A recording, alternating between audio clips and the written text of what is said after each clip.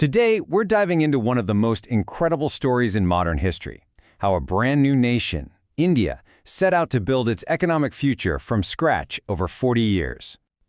Just think about that for a second. It's 1947. You're in charge. How on earth do you create a path to prosperity for a population that massive?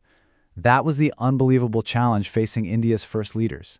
So, the first big question, the most fundamental choice they had to make, was what kind of economic system they were even going to build.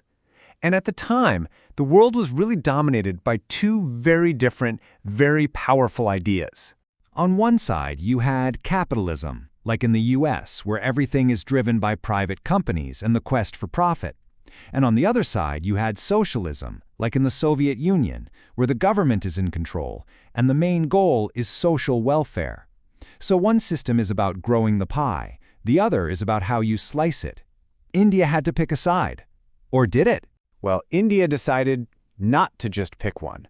Instead, leaders like Prime Minister Jawaharlal Nehru, they carved out a third way. They created what's called a mixed economy, trying to get the best of both worlds, the innovative energy of capitalism, plus the social safety net and direction of socialism. Okay, so you have this idea for a hybrid system. How do you actually make it happen?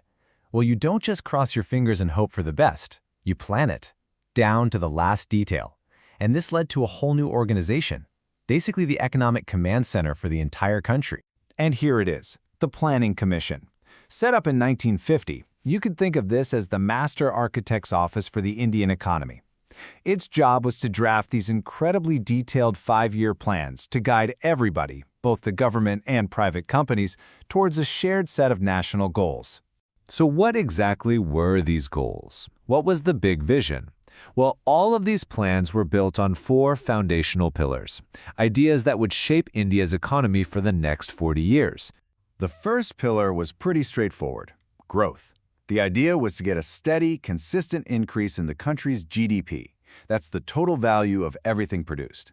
Basically, just make the whole economic pie bigger year after year. The second pillar was a huge one: self-reliance. You gotta remember, after partition, India lost a lot of its key food-growing areas and was actually dependent on food imports from places like the US. The goal was crystal clear. India had to be able to feed itself and stand on its own 2 feet. Third up, modernization. And this wasn't just about building new factories and bringing in new machines. No, it was also about social modernization. Challenging old ways of thinking to create new opportunities, for instance, for women to join the workforce. And the final pillar, equity. The planners knew that it wasn't enough for the economy to just grow. The benefits of that growth had to be shared. The whole point was to lift everyone up and shrink that massive gap between the rich and the poor. Okay, so those were the big 4 goals. Now let's look at how they put them into practice, starting with the most urgent problem: agriculture. To hit that self-reliance target, India launched one of the most ambitious farming projects the world has ever seen. The Green Revolution wasn't just one thing. It was a whole technological recipe.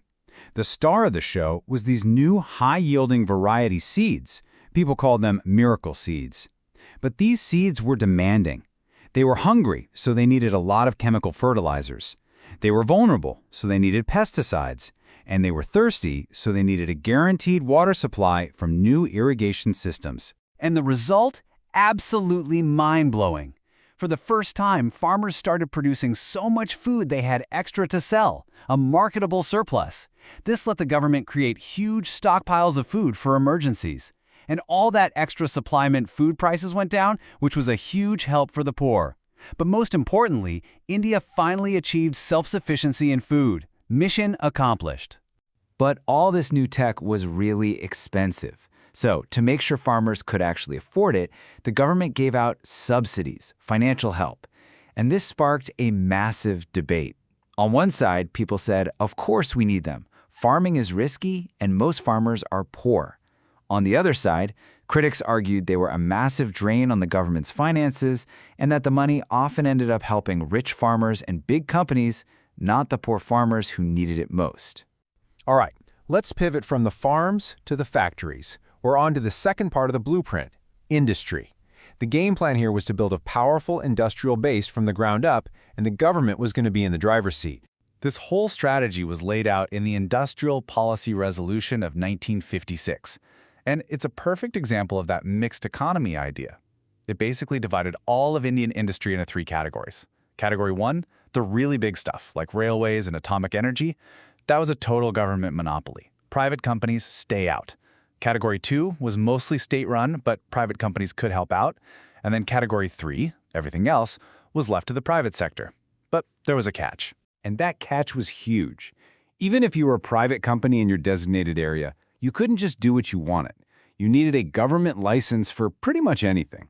Want to start a new business? Get a license. Want to expand? Get a license. This system became known as the License Raj. It was like needing a permission slip from the government for every single business decision. And it became famous for creating just mountains of red tape. So, that's farming and industry.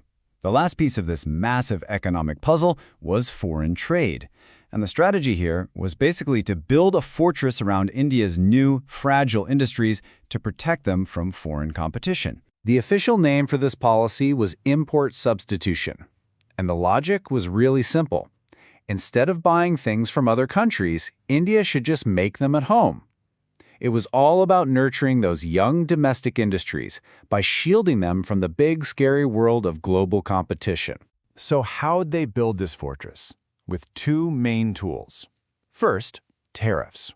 Those are just taxes you slap on imported goods to make them more expensive. And second, quotas. These are hard limits on how much of a certain product you can even bring into the country. Put them together, and you give people a really strong incentive to buy made in India. So, that was the blueprint.